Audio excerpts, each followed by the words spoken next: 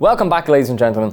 I'm here today with Harry, a recurring member on the channel, who is actually my first time meeting, so hell yeah. And today we're going to be talking about how to get into modern format. Honestly, no idea where to start. From my understanding, Wizards don't produce like precons or anything for it. It's all just like kind of like booster sets to kind of like push the format. And with the format being so open, I guess, like for you're dealing with like all of these cards, and for players who aren't used to something like that, a non-rotating like format, a little bit difficult to get into. I guess you kind of like, as a player, you need to figure out where you want to start, whether you want to get in and just play the game and just have some fun, or do you recommend kind of starting off going, no, you should probably go for a competitive deck? If you ask a pro player what's the best deck in Modern, they'll give you like maybe a choice of 5. In actuality, you probably have like 50 viable Modern decks. There are a lot of cheap alternatives for decks that probably aren't great against the metagame, but just about do it. So I think that if you're looking to get started in Modern, there are some very, very cheap options.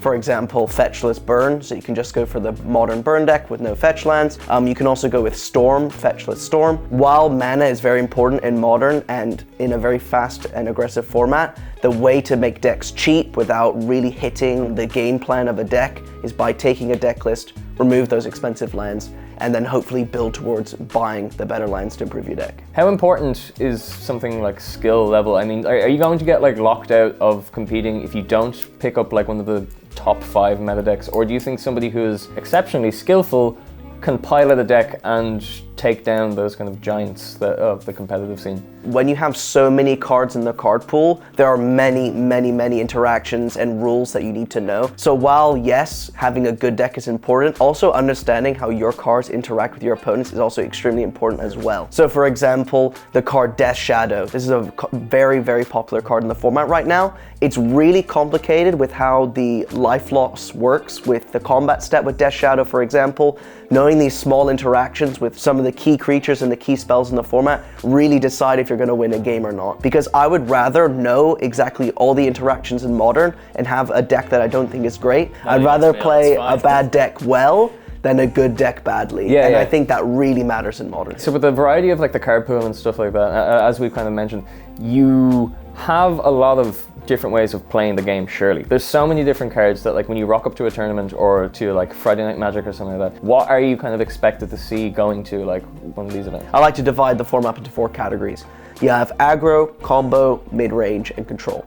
In the aggressive decks, you're looking at really low to the ground, fast decks. They're trying to kill you ASAP. So this will be Burn, Hammer Time. These are really popular decks in the format right now, as well as a lot of Ragavan decks like Murktide Region or even some sort of Grixis mid-range deck. But then you also have decks similar to them in the combo sense, where they're not really trying to kill you with burn or creatures, looking to combo you out like Storm, Amulet Titan, and the Cascade decks like Rhinos and Living End. You'll play against these decks a ton. So, you know, you have your mid-range decks. These are your Liliana the Veil decks now that Lurrus is banned. These are your Wrenn and 6 decks, your Tarmogoyf decks. There are so many options in the mid-range section of Modern right now because Lurrus is banned and the format still hasn't been solved as of this recording. And then you have the control decks. These are all your Teferi Time Raveler decks, your Omnath decks, your Yorion decks. These are where people are trying to make the game go to 20 turns. But I think advice for anyone looking to choose a deck, if you're wondering what's the competitiveness of your list that you're looking to buy in the format, I definitely would say that you should think of where in those 4 categories does my deck lie. What do you kind of recommend like more, like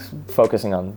Core deck or staples? There are many commons and uncommons that I can list right now, like Dampening Sphere, Veil of Summer, Wear Tear. There are a lot of powerful and very relevant cards that you can get for the sideboard, so I personally would focus on the main deck. I highly advise that you go with a deck like Burn. While it's not the most entertaining deck in the world, if you want to stay competitive and you want to be putting yourself on the top tables at FNM, that's the way. You want to pick a deck that doesn't need a powerful land base. So a big problem with making a competitive deck like Control Budget is that what makes cards cheaper is that their mana value is higher.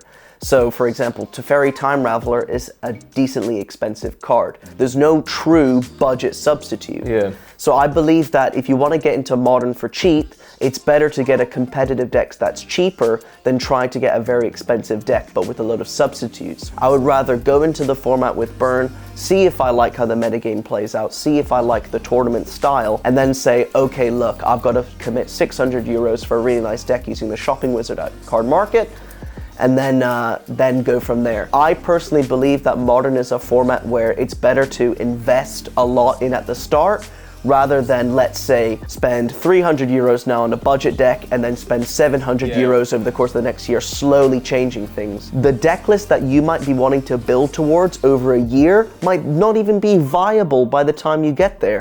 Where would you go to, like, to check out and see like how the metagame is evolving and like what you should expect going to like tournaments? Is there anything like resources for that or anything like that? Yeah, so there's a lot of Magic Online players that stream their tournaments online. So I recommend going to Twitch or YouTube, loads of videos there. There's a lot of talking videos like we're doing right now. But honestly, one thing that's really helped me a ton is not just watching people play, but reading deck lists. Yeah. Wizards of the Coast, all the time, they're releasing tournament results, whether it's paper or Magic Online.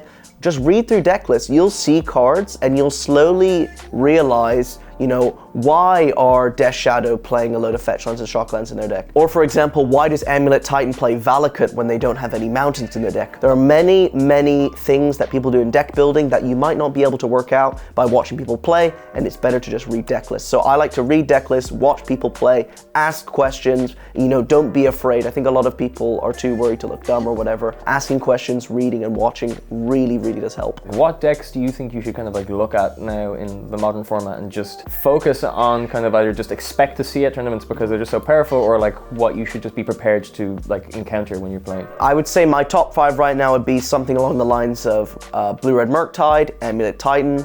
I think both Cascade decks are pretty similar in Crashing Footfalls or Living End. They're very metagame dependent. Your control decks, 4-color control, Blue-Eye Control is also up there. Wafotap has been working on some stuff. Your aggressive decks in Hammer Time.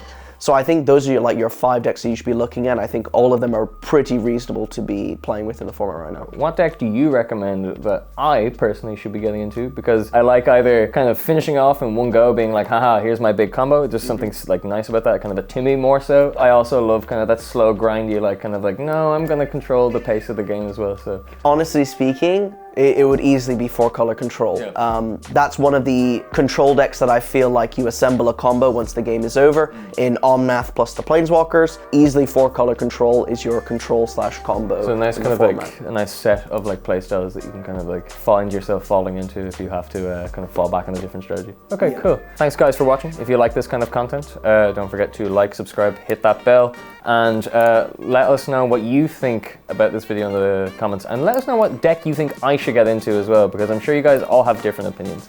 But thanks for watching, and we will see you again next time.